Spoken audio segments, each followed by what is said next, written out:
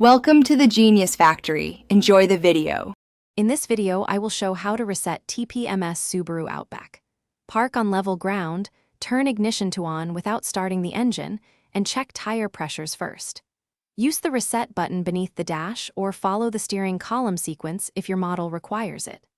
After pressing reset, wait for the Tpms light to blink or turn off, then start the engine and confirm the indicator has cleared.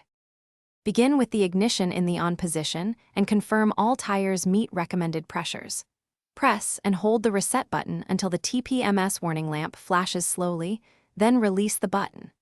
Start the engine and drive at moderate speed for 10 to 15 minutes to allow sensors to recalibrate. If the light remains, recheck pressures and repeat, or inspect for a faulty sensor or slow leak that needs repair. If this guide is helping you, please subscribe and like for more car tips.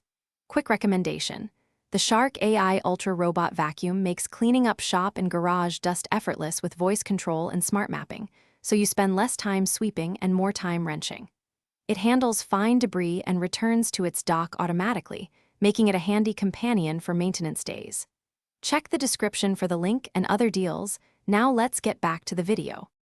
If the Tpms light stays on after resetting, first recheck all tires for correct pressure and visible damage.